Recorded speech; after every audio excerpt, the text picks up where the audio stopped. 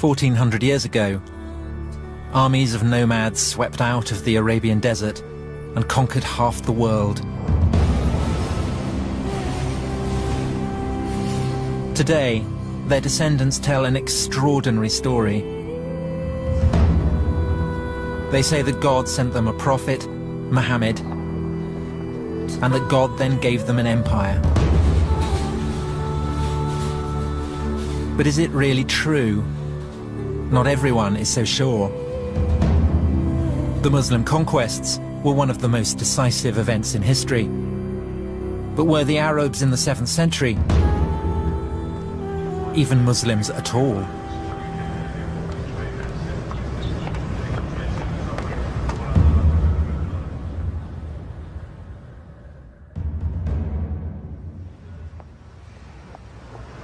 My name's Tom Holland. I'm a historian. I write about ancient empires, so Persian, Greek, Roman empires. And now I want to write about the most influential of all the ancient empires, the empire founded by the Arabs in the 7th century, the empire that gave us Islam. I thought that it would be a relatively simple matter. It's been said that Islam was born in the full light of history. But when I began on the project, I discovered that that wasn't actually the case at all. When it comes to Islam's beginnings, there is no full light of history, only a kind of darkness. And when you start looking, everything seems up for grabs. From the beginning, I felt like I was being sucked into a black hole.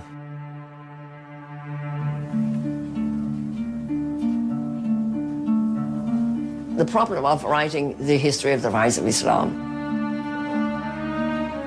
is that we have absence of evidence, and we have nothing on which to tell a story.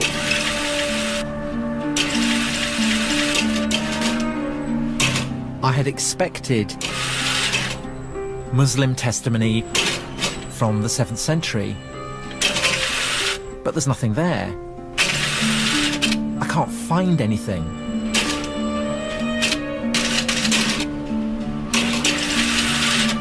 There's a problem here. You're delving into the origins of Muslims' deepest beliefs, but where is the historical evidence? Sometimes the belief of the believer and the understanding of the scholar cannot be squared. It's a choice between doing history and not doing history. And so I do the history even though it may hurt people. You have to say things that believers don't say, things that sometimes shock believers, things that sometimes make them very angry.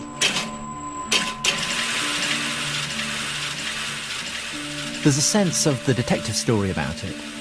Why do most of the clues seem to be missing? When the Romans conquered the Middle East, they left behind all kinds of evidence, histories, inscriptions, coins. But with the Muslim conquest, silence.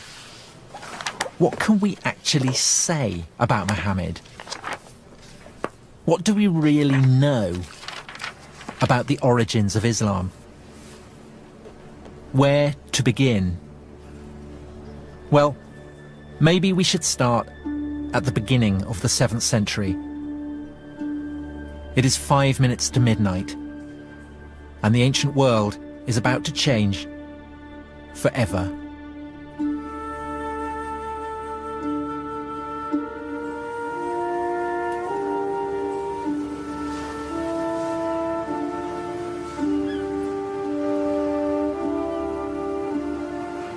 This is Istanbul. In 632, it was Constantinople. For 300 years, the capital city of the Roman Empire. A Christian city at the heart of a Christian world.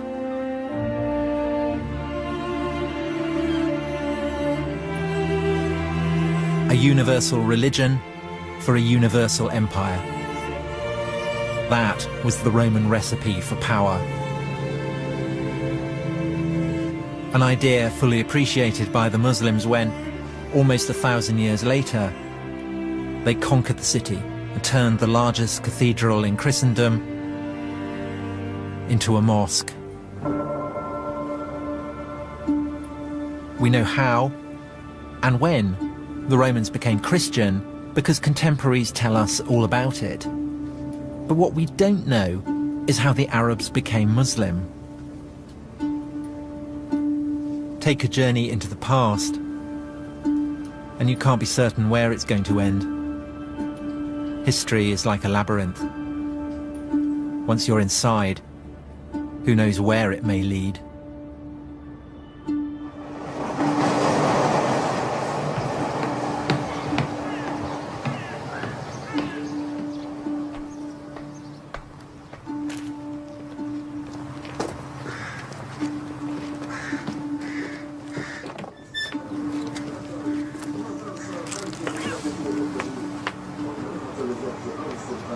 So here we are, the great palace of the Roman emperors of Christian Constantinople.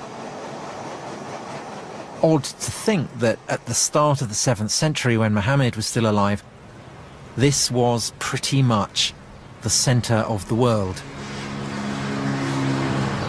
There's one awful poetry about the fact that all you've got here is splintered firewood. Because what this is something that's been smashed to smithereens, and what it preserves just the faintest trace of is what was at the time the hub of the greatest power on the face of the earth. So this is the White House, it's where the emperor lives, it's the Pentagon, it's the heart of the defense establishment, it's the Supreme Court, it's where laws are drawn up and made and issued, all in this one place that dominates Constantinople, the city of Constantine, the first Christian empire, the greatest city in the world. And now it's all gone. And it's in some bloke's garden. You've got the road on one side, you've got the train on the other. And the only thing to be seen is a cat.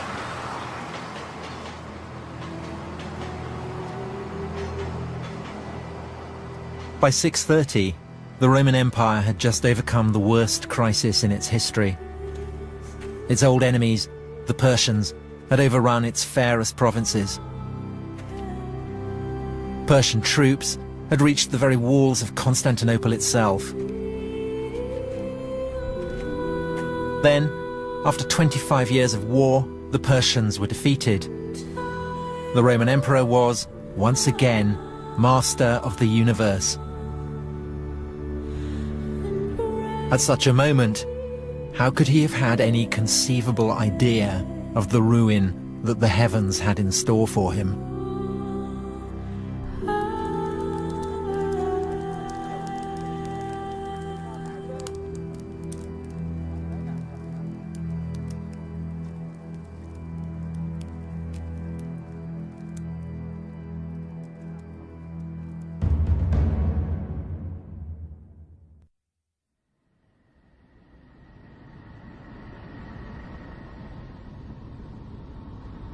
Professor, can someone like myself, who is not a Muslim and who does not believe that God spoke to Muhammad, ever hope to fathom the truth of the origins of Islam? No.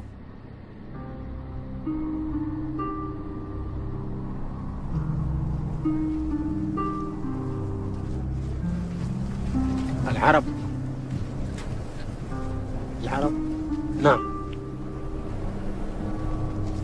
الرسول عليه الصلاة والسلام كان عربيا. Bedouin, the face of the Arab conquest. The shock troops who, in the 7th century, swept out of Arabia and forged a colossal empire spanning half the world. And here in the desert, no one doubts that the conquerors were indeed Muslim. تركوا كل الدنيا، ما فكروا في التجارة، ما فكروا في الحياة، ما فكروا في أبناء، فكانوا يفكروا إني أقتتل أو أن أموت في نص الطريق أو أموت ضيعة أو جوعا أو شيء. لا كانوا يفكروا في هذا، لا في نجاح الإسلام. Everything was for Islam. That's what they say today. The victories, the conquest, the empire.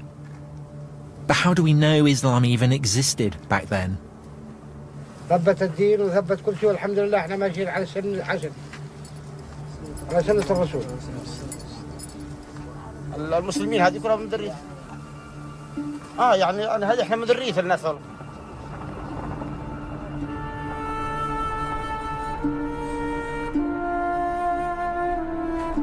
To the ancients, the Arabs were notorious savages. Of all the peoples of the earth, the most despised and insignificant.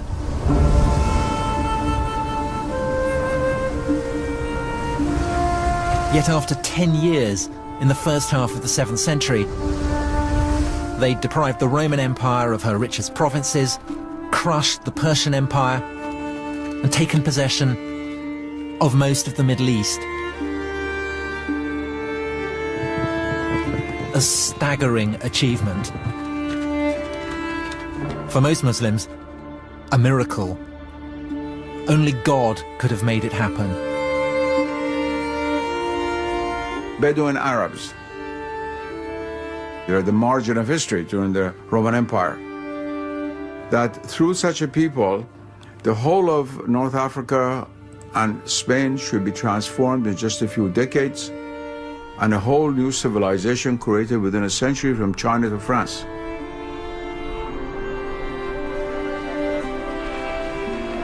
And this is a historical fact. And it all began, the story goes, when a merchant named Muhammad in a mountain cave heard something as terrifying as it was awesome, the voice of an angel. O Muhammad, thou art the apostle of God.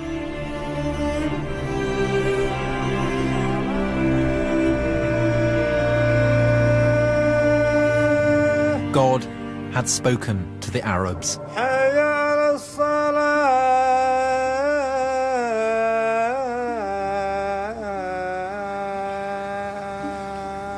Allahu Akbar.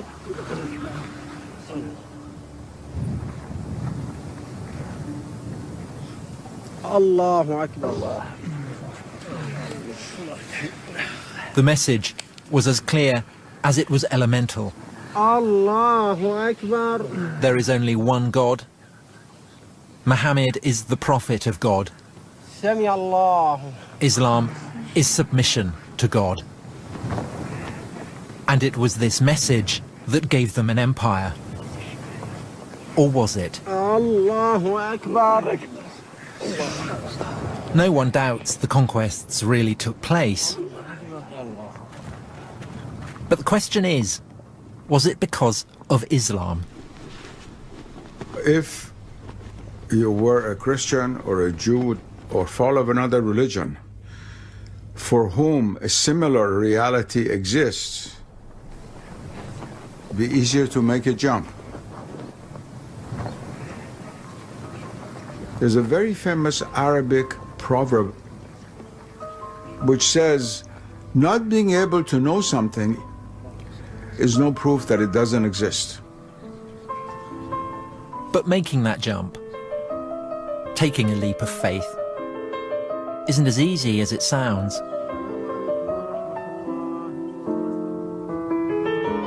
In Western universities, historical research is all about skepticism and doubt.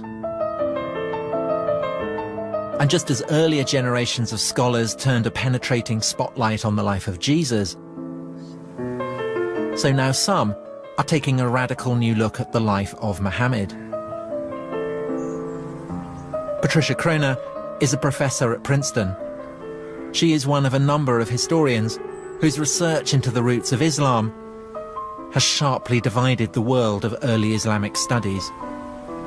You cannot reject the Muslim story, she wrote, but you cannot accept it either.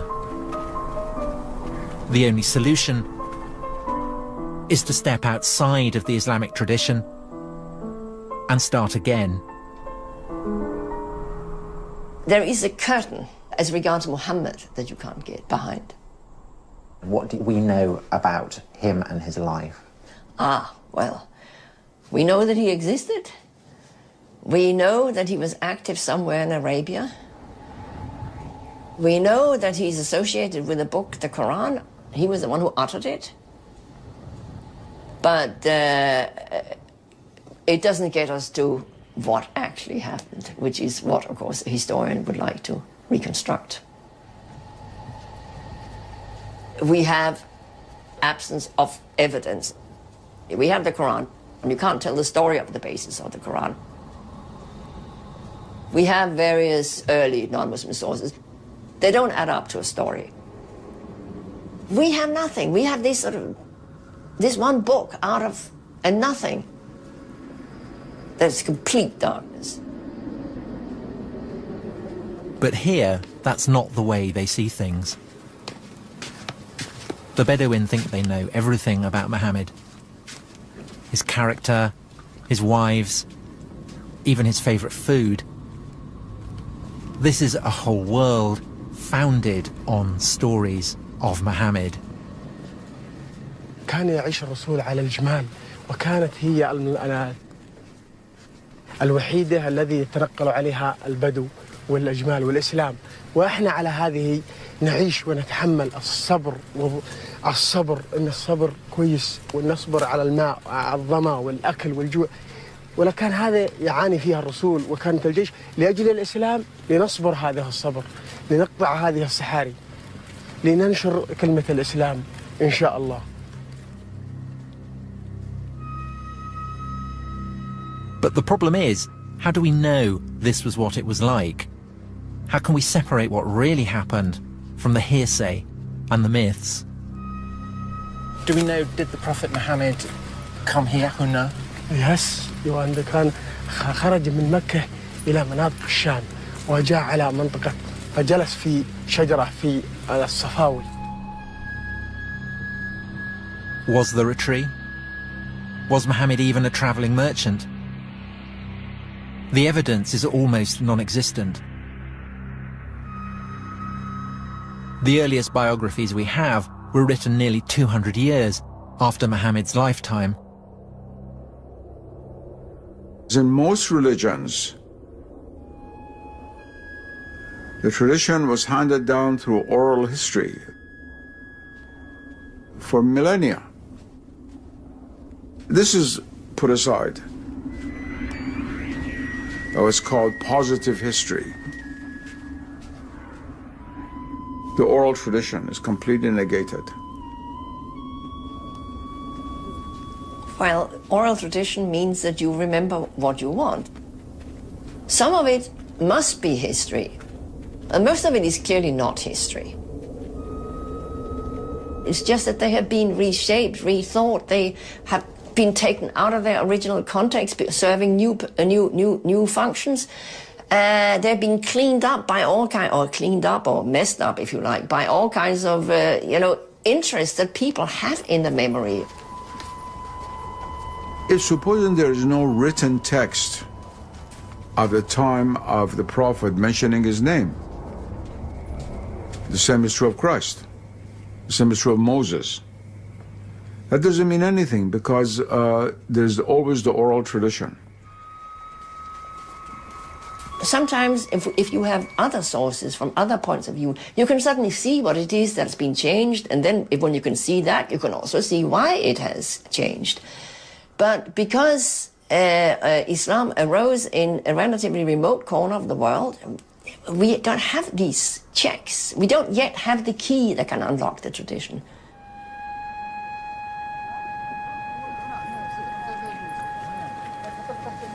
I came here to get close to the tradition. And when you're here, you can feel its weight. It's in the air. It's palpable.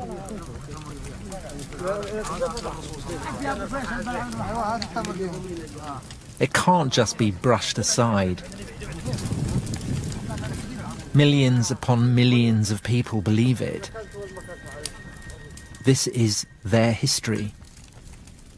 An entire moral universe has been built around the stories told of Muhammad هذا أيام الجاهلية قبل الإسلام.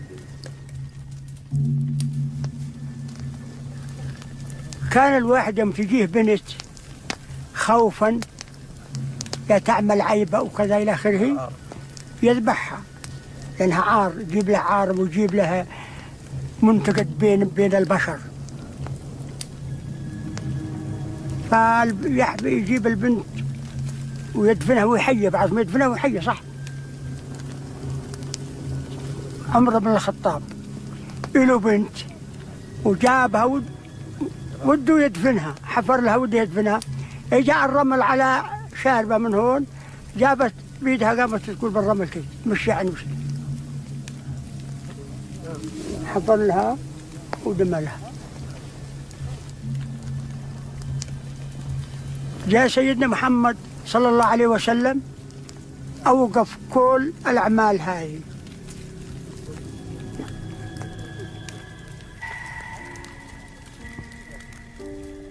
Listening to all these stories, part of me very moved.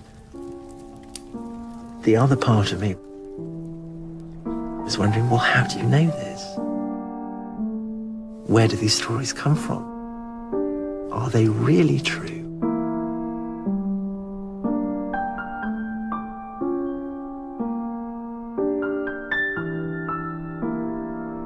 Gradually in the West, for the intellectual elite, the sense of the sacred was lost. Tribal person in Africa or in the Amazon has a natural sense of the sacred, whereas a graduate student at Oxford probably doesn't.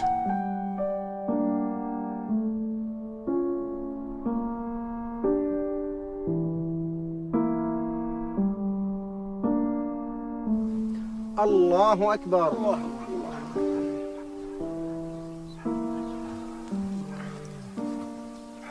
سمع الله من حمده. ربنا لك الحمد.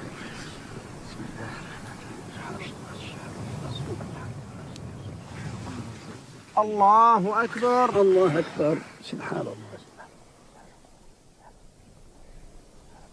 الله أكبر. الله أكبر. يا رحمة الله.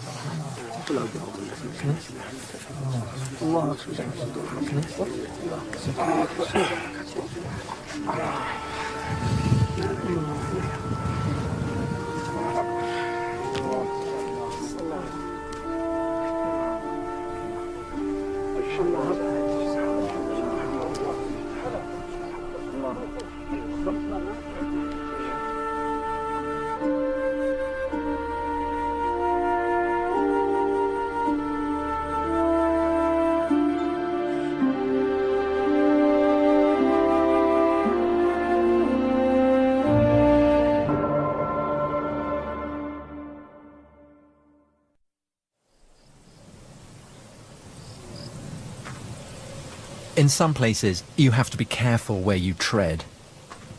Muslims believe that from the very beginning, the great Arab conquests were all about Islam. But in the 7th century, you can barely find a new religion called Islam anywhere in the historical record. And that's why I've come here. This is Jerusalem. They've been building walls here for a long time.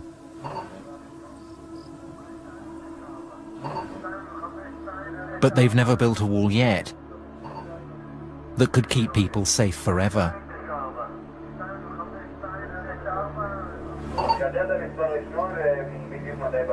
Historically, the capital city of God has always been one of the world's most conquerable places.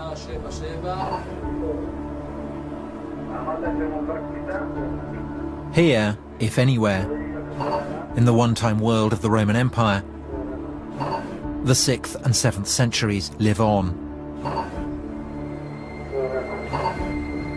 The same intensities, the same anxieties.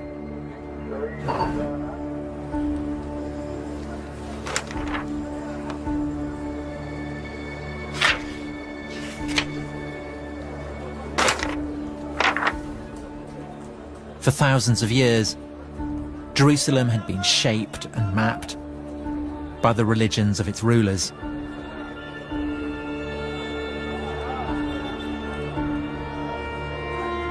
When the Jews ruled, they built a gigantic temple which dominated the city. Later, when the Roman Empire became Christian, Jerusalem was transformed into the world centre of Christian pilgrimage. Look at the street plan now, and you saw a map of a Christian world.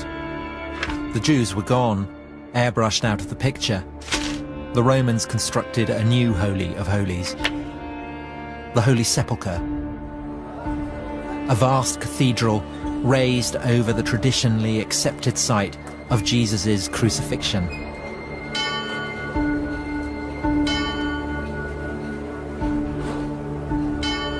That was how God and empire worked.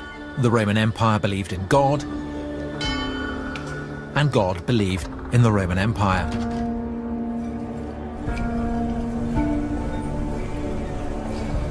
But then, in the year 636, God changed his mind.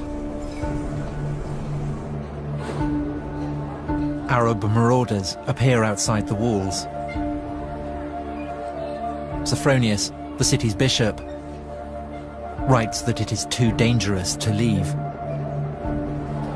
The Arabs were closing in, and there was nothing people of Christian Jerusalem could do about it except to stay where they were, look out from their walls, and await the arrival of the Arabs.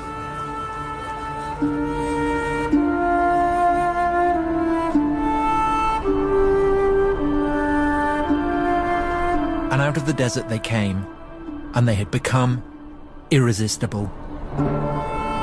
In 636, they beat a Roman army at Yarmouk. Soon after, they beat a Persian army at Qadisiyah. Both empires too weak after their own long wars to resist the Arabs. They marched into the richest provinces of the defeated empires. And less than 5 years after the death of Muhammad, they set their eyes upon the Promised Land. The land flowing with milk and honey, the land that God had promised to the Jews. Now, the Arabs had come to claim that birthright for themselves.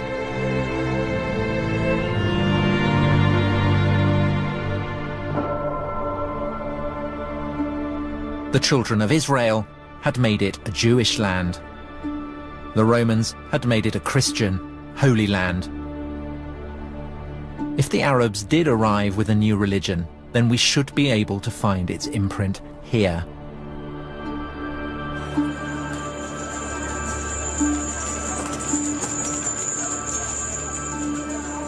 Contemporary Christian sources confirm that late in the 630s, the Arabs took over Jerusalem by peaceful negotiation.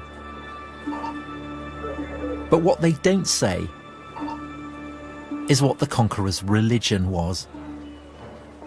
The truth of the matter is we don't know what was the true religion of the first Arab conquerors.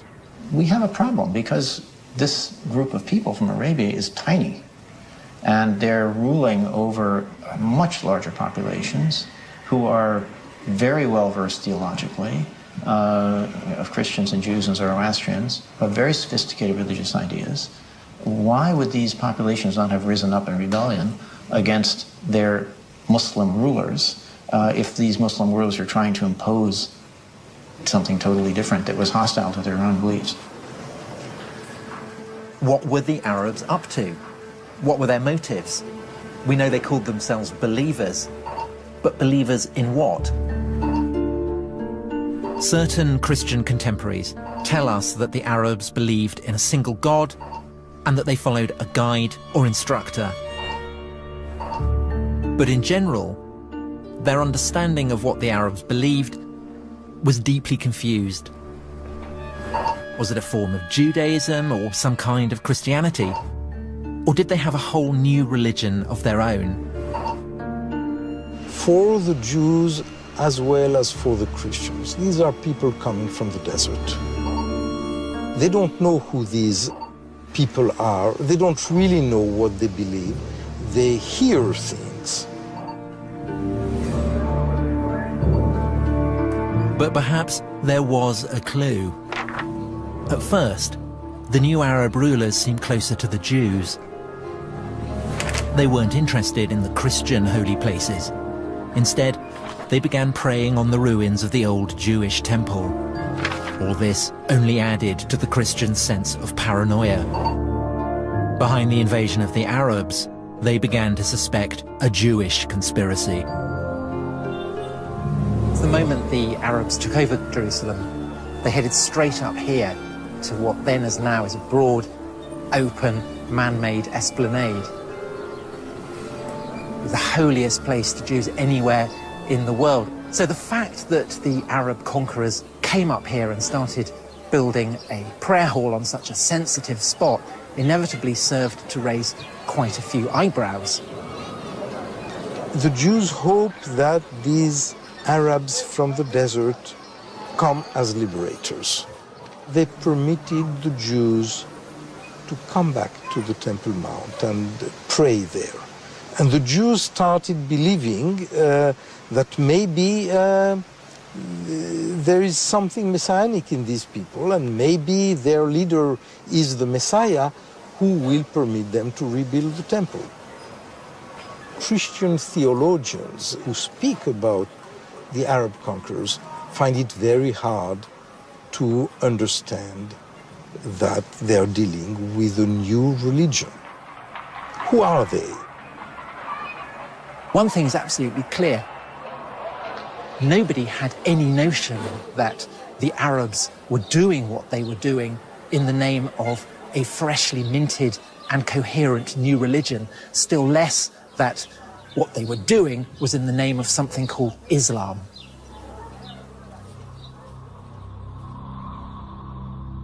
So did Islam even exist in those early years after Muhammad? In Jerusalem, 30 years after the conquest, it was business as usual. There were Christian pilgrims in the streets.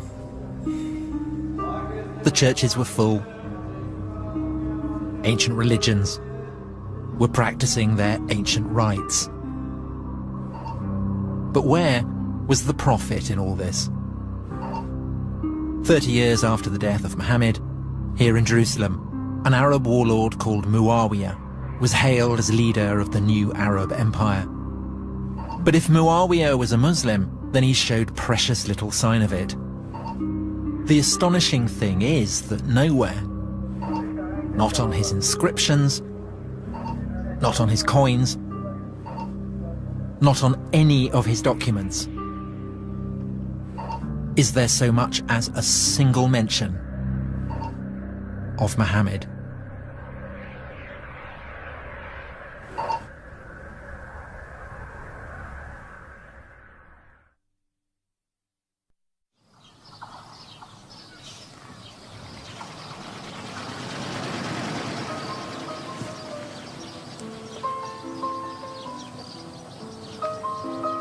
I've been trying to trace the origins of Islam. But it's a bigger mystery than I'd ever imagined. This is the Holy Book of Islam, and it's the earliest source for Islam that we have. Find out where the Quran was composed, and you find out where Muhammad was operating, and then you get a picture of where Islam might have begun. In the Quran, it tells Muhammad to follow the path trod by Abraham. Maybe that's the place to start looking.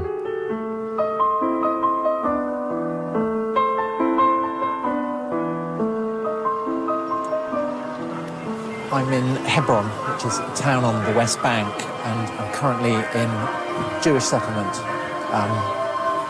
But Hebron is also very much a Palestinian city, and so the atmosphere is probably as tense as it is anywhere between Israelis and Palestinians.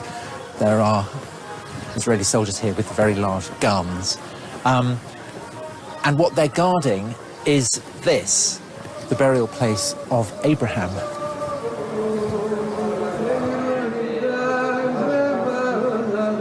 Abraham, through the line of his son Isaac, was the father of the Jews.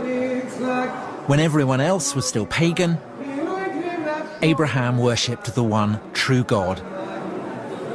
And for this, God rewarded him and his descendants with the promised land, part of which today goes by the name of Israel.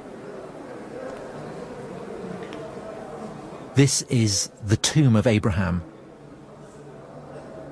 And the reason that the soldiers are here is that these are not the only people who regard him as their ancestor, and they're not the only people who believe that God gave them the promised land. On the other side of the grill are Muslims, and they tell a different story.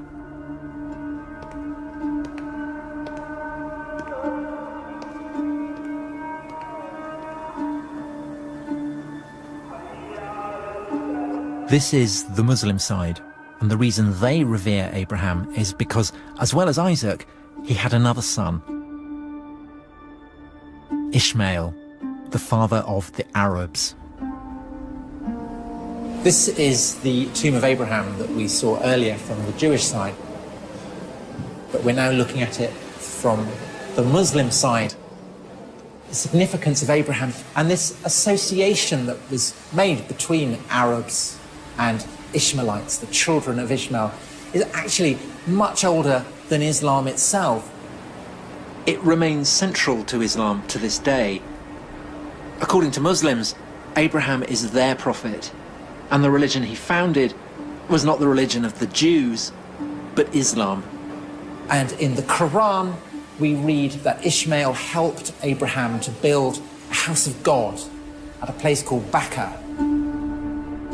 Neither the Quran nor any contemporary source actually specifies where Bakkah was, but Muslims now would have absolutely no doubt that Bakkah is another name for a place deep in the Arabian deserts. Mecca.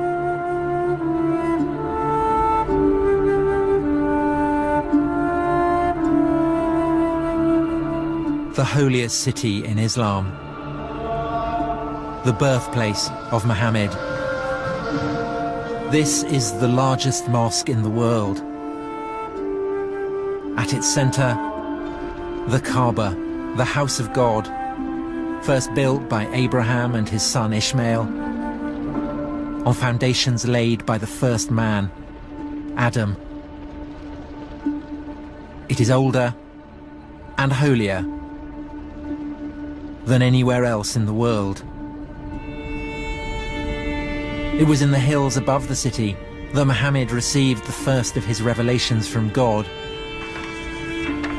These revelations would form the holy book of Islam, the Quran, the very word of God. Mecca is where Muslims believe everything began. The crossroads of faith and history.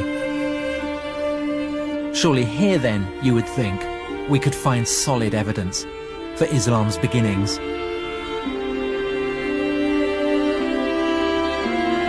But there is a problem. Aside from a single ambiguous mention in the Quran itself, there is no mention of Mecca, not one, in any datable text for over 100 years after Muhammad's death.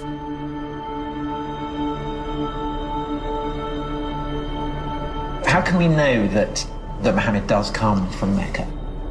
We can't. But on the other hand, if he doesn't come from there, you have to come up with a plausible alternative for where he might have come from, and why would you want to take that on? Why take it on? Well, you know, it's what historians do. If things don't fit, you try something else that might fit.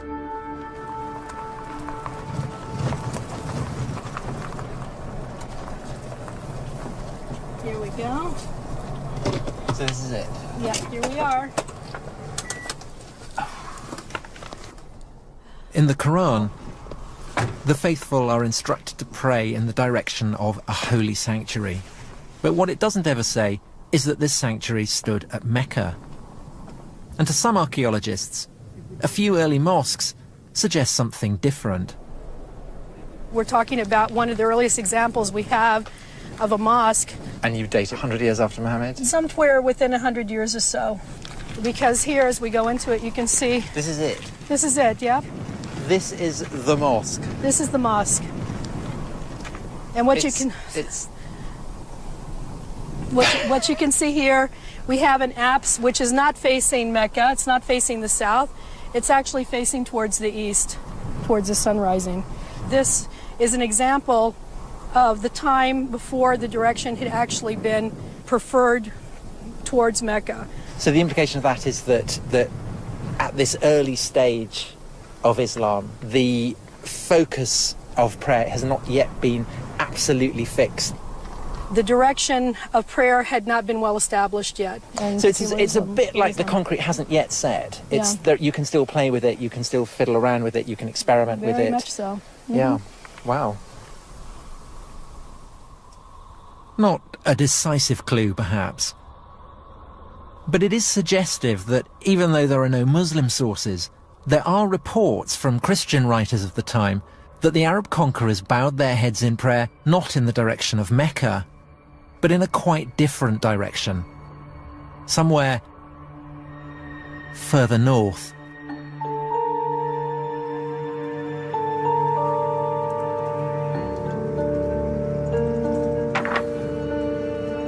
In the Quran, it never actually states that Muhammad lived in Mecca, nor that Mecca was where the first revelations took place. Does the material in the Quran point to Mecca being the setting for God's revelations to Muhammad? No, it doesn't. I mean, there is mention of a sanctuary. There is a sanctuary, for sure. But where is that sanctuary? That's, of course, we can't tell. It's devilishly difficult to sort of extract what the context might have been from the text itself. In Muslim tradition, the people of Mecca are pagans, worshippers of idols. But in fact, the people the Quran describes have a deep and sophisticated knowledge of the biblical tradition. The Quran retells biblical stories and alludes to biblical stories, not just biblical, but also post-biblical developments. All this is clearly known to the audience. It suggests that what we have is a kind of response on the part of, let us say, Muhammad, to the debates that were going on in Christian and Jewish communities, where they were debating theological issues and questions that come out of the Hebrew Bible and come out of the New Testament. And the Quran seems to be an effort to engage in the discussion. And so there's a strong connection with the late antique religious discourses that were alive throughout the Near East. So it's obviously not a pagan world we're looking for. The people in the Quran worship a single God, but it then accuses them of praying to beings other than God. And there's something else. The people the Prophet addresses in the Quran are farmers, agriculturalists, but there was no agriculture in Mecca. Mecca does not have an agrarian base. In Mecca, it seems to have been quite an arid valley.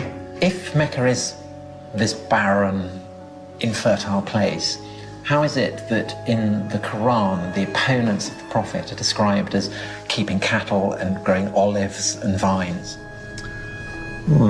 Good question. This is one of the reasons why some scholars feel that the text of the Quran is really plugged into, say, Syria. Because that's where vines and olives grow, you would find much those further in north. Geographical Syria, where you don't find olive trees in Mecca. So if Mecca wasn't the starting point of Islam, what was?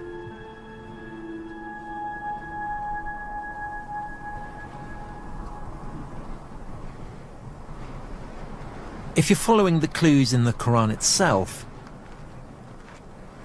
then you're looking for a landscape inhabited by olive-growing Arabs who have a deep knowledge of the biblical tradition, but whose worship of a single god might seem to some a little shop-soiled. This is the city of Avdat, in the Negev desert. Back in the early 7th century, it was an Arab city on the very fringes of the Roman Empire. Nominally Christian, but with hints of a recently pagan past.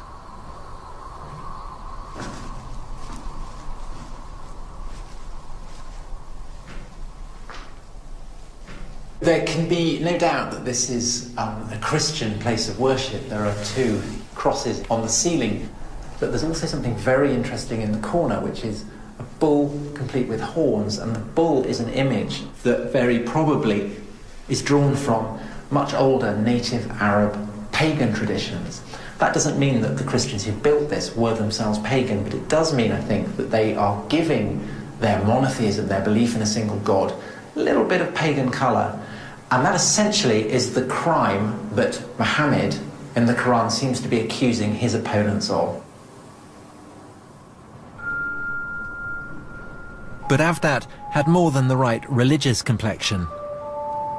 It also had agriculture and olives. In the lifetime of Muhammad, all this would have been green. It would have been agricultural fields as far as the eye can see.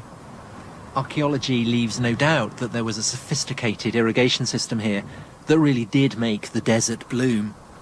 And so while that doesn't mean that this Avdat is the actual spot where the Quran was composed, it does imply, I think, that the region as a whole seems to fit the wider context of the Quran better than somewhere much further south, in the arid region of Mecca.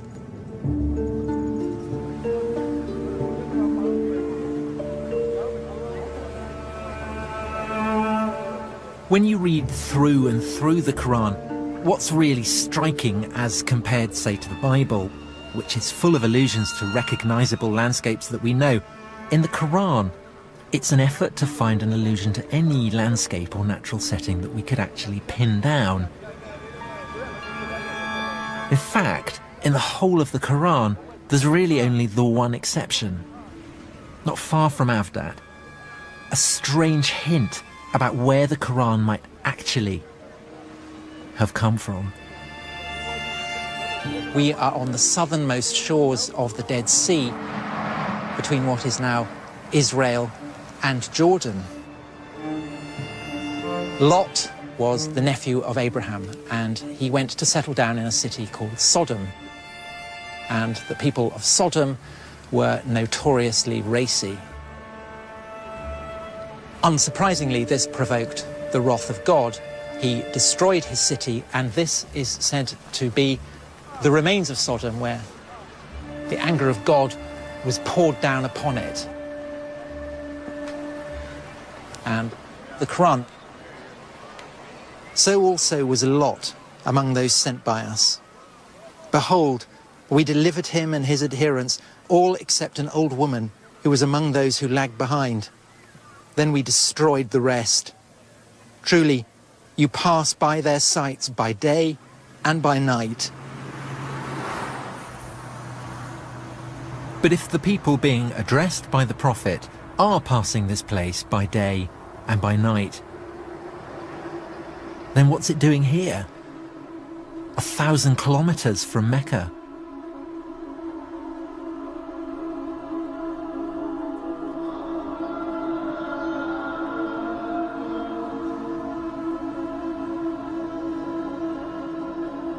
In terms of someone who is looking for clues,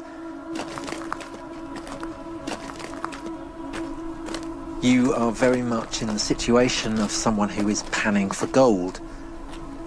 And I think that this passage is just one little fleck.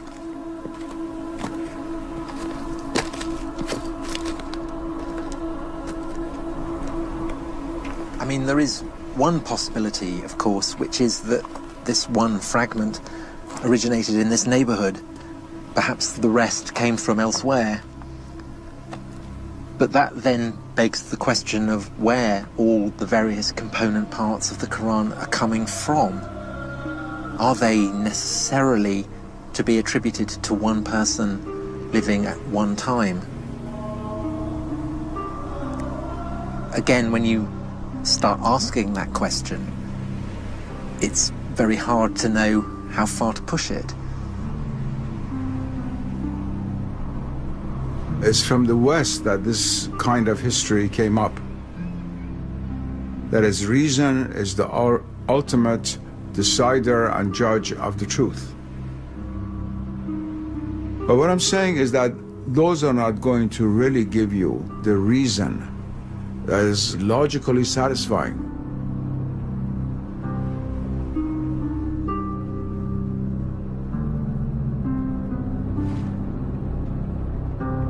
Where do you think the likeliest place of its origin? Well, that I don't know. That I don't know. I don't think I should speculate on that. Okay. All right. Okay. My greatest fear is that I'm completely wrong. I do sometimes wake up in the middle of the night and think I've got it completely wrong. Once the world is reduced to a mechanical world, then all other levels of reality lose their status as being real. And they're relegated to the realm of so-called superstition. And what is not seen is considered not to exist.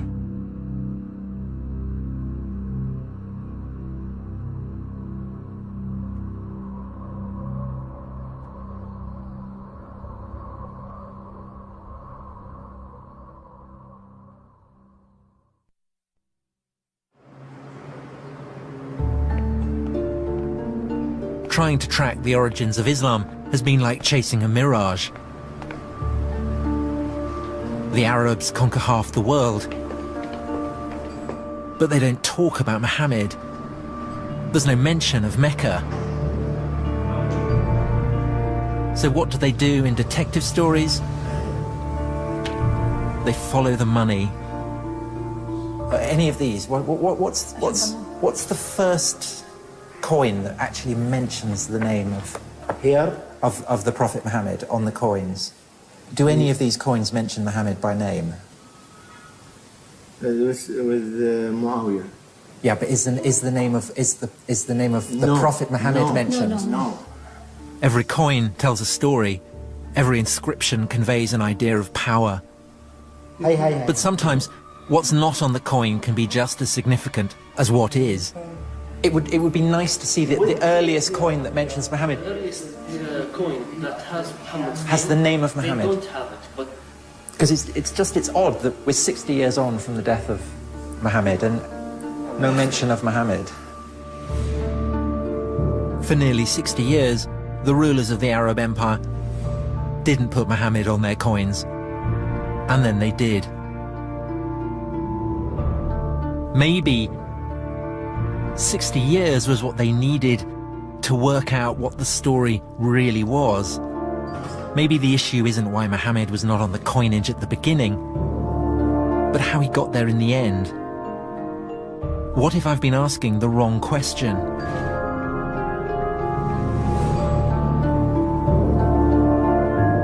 What if it wasn't Islam that gave birth to the Arab Empire, but the Arab Empire that gave birth to Islam? The empire was rich beyond imagining. By the mid-680s, it stretched from northern Persia to Egypt and North Africa. But who had the right to rule it? A vital question on which the Arabs could not agree. And with so much to play for, they began to turn upon themselves.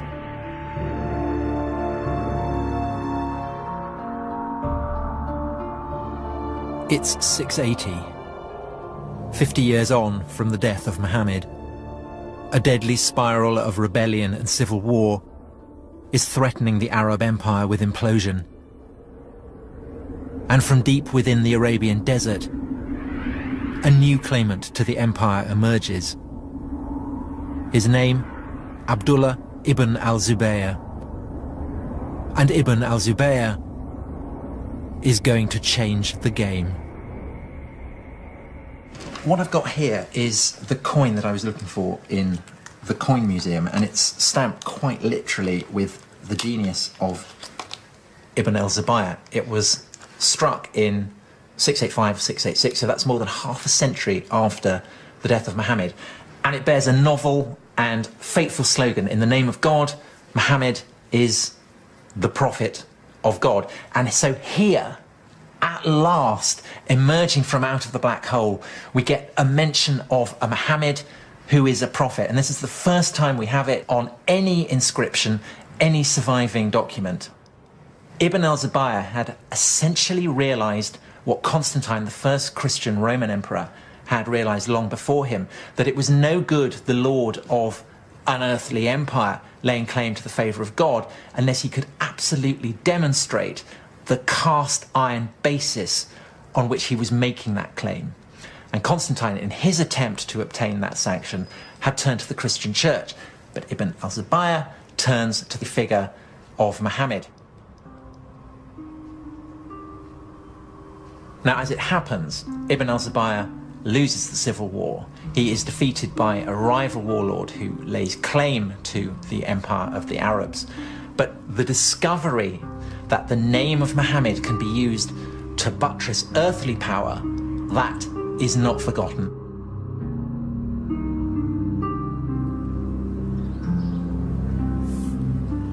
The civil war had been a very close-run thing.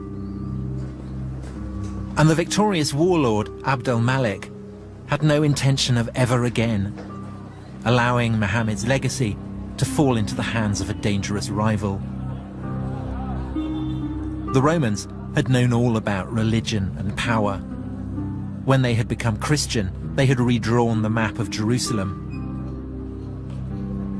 Now, Abd al-Malik set about fashioning a holy city of his own.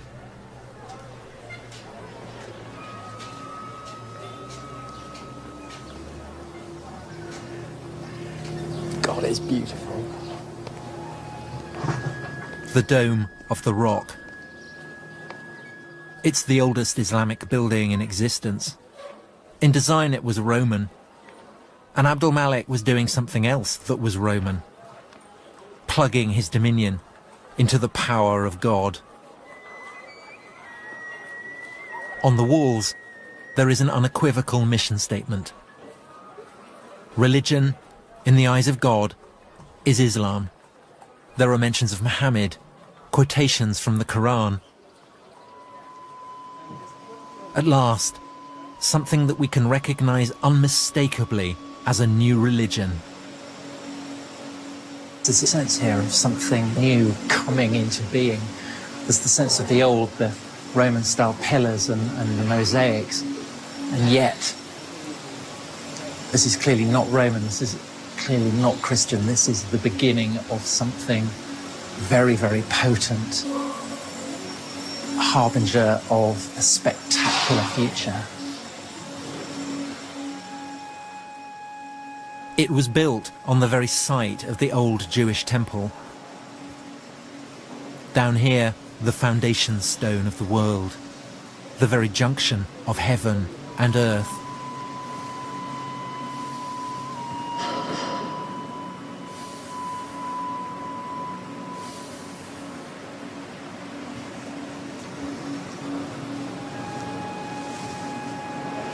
This is quite possibly one of the most awesome places on the entire planet.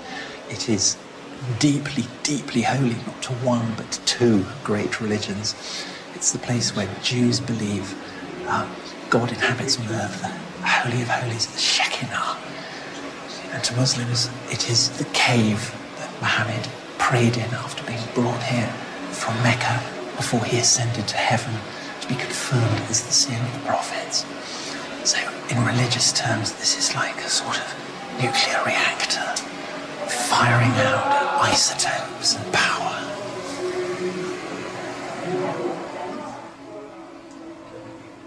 is certainly a very grand statement that we Muslims have superseded you Jews. And we have superseded you Christians by being filled with inscriptions directed against Christian Trinitarian beliefs. So it is Muslims saying, we are here, we've come to stay, and we are the winners. Abdul Malik now rules his empire as the deputy of God, just as the Christian Roman emperors had done. And like the Roman emperors, he has built a house of God in Jerusalem. But Abdul Malik, Lord of Jerusalem though he is also an Arab. Perhaps for Arabs, Jerusalem, for all its ancient and unrivaled potency, owed too much to the Jews and Christians to stand alone as the holy city of the new Arab empire.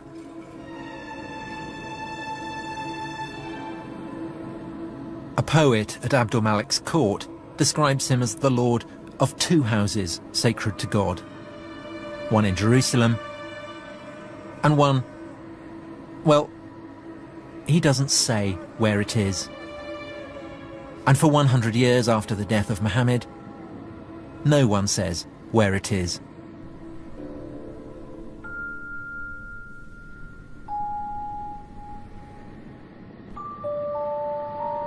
All sources go on calling it a place in the desert. It's a sanctuary in the desert, without giving it a name. And at some point, this sanctuary must have been fixed at Mecca, in the middle of the desert. But why? The truth of the matter is we don't know what was the true religion of the first Arab conquerors. It's an Arab story. Arabs come from the desert. God is speaking to the Arabs. They don't want Jews or Christians having any influence on Muhammad. الرسول عليه الصلاة والسلام كان عربيا. المسلمين هذه كلها من ذريته. يعني هذه احنا من ذرية النسل. The Quran is in Arabic. The Quran is full of characters from the Bible. But if the book came out of the desert, how did these characters get there? We have nothing. We have this one book out of a nothing. We don't have the key that can unlock the tradition. But maybe that's the point. We're not supposed to unlock the tradition. God's message comes to a prophet. The prophet lives in a desert. There is no room for anyone else. It's remote. It's remote. It's uncontaminated. It's pure. It's a place where we can rule out that Muhammad got his ideas from others than God.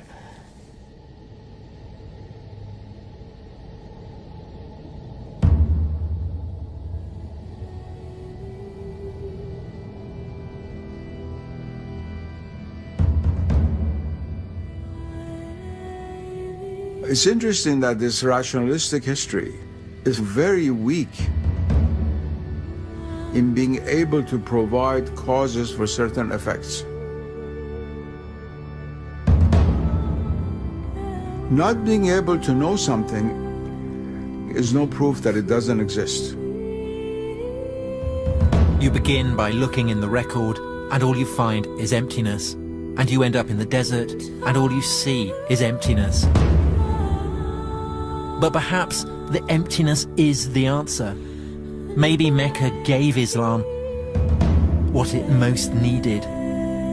A blank sheet where Muslims could put their prophet beyond the reach of history.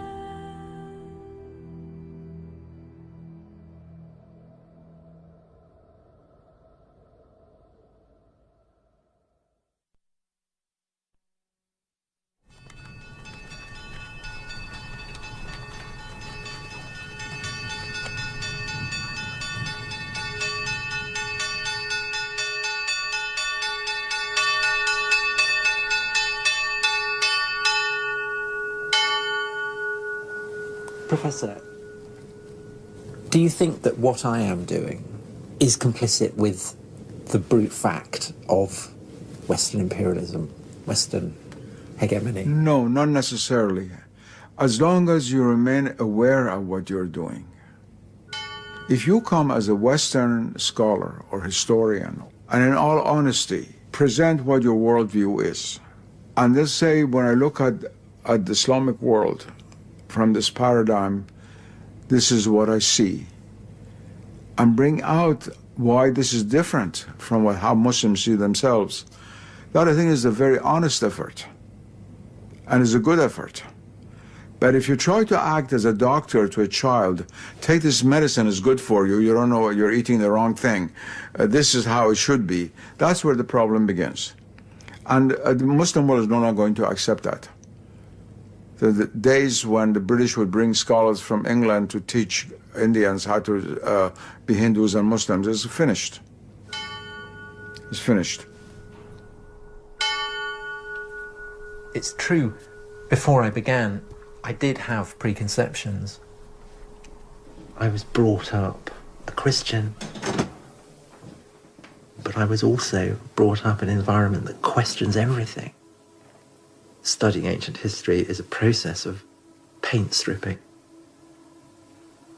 tearing away stories that you want to believe the literal truth of. This is supposed to be Mount Sinai, where Moses saw the burning bush, where God gave him the 10 Commandments. But there's no historical evidence for any of this. Christian monastery, Roman fortifications, the old partnership, God and empire. Between them, they turned this place into Sinai. In my heart, I want to believe it, but my head won't let me. We believed that there was a living tradition kept by the people here, that this is where God had revealed himself in an extraordinary way. How much would it matter if it turned out that this wasn't the place where Moses had received the 10 Commandments? But the spiritual encounter with God is more important. The reality is there, even if your eyes aren't open to see things in actuality. God is always present, but you're not aware of his presence. Ultimately, the city of God matters more than the city of man. Yes.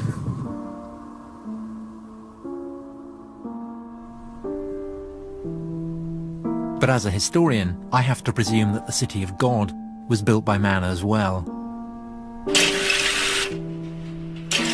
I wanted to map the human past in human terms, to make a map that fits the facts.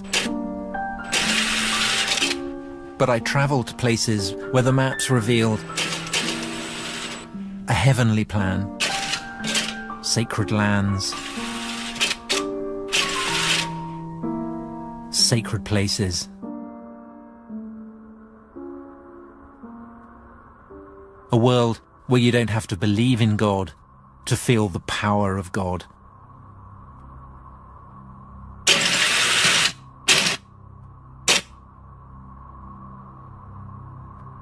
This is the Promised Land. Some call it Israel, some call it Palestine. A land where Muslims, Christians, and Jews still fight over the story of a promise made by God to Abraham thousands of years ago. Was there really a promise? It's not for the historian to say. But the world believers make in the name of God, that is what history is about. Even today, more people die for visions of heaven than they ever do for historical facts.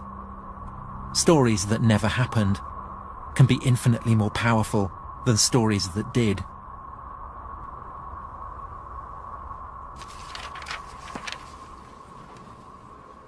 I set out to write the story of the beginnings of Islam. If you're a Muslim, then there's no problem. Everything is explained by God. But I'm not a Muslim. And I don't think that civilizations appear like lightning from a clear blue sky. What I think now is that Islam emerged from a whole range of circumstances. From the religions and the empires and the convulsions of the world that witnessed its birth. And yes, of course, it is still the case. The black hole that surrounds Islam's beginnings doesn't give up its secrets easily.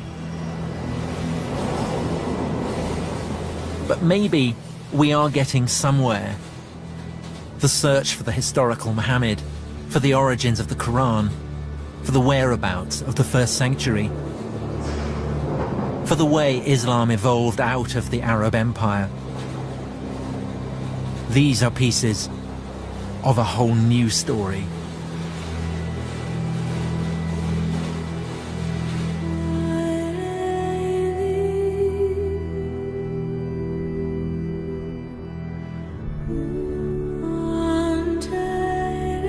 Tomorrow night, the wait is over. The Paralympic Games opening ceremony kicks off at 8. It's shrouded in secrecy, but I can tell you in all probability it won't feature Timothy Spall in a hat like the other one.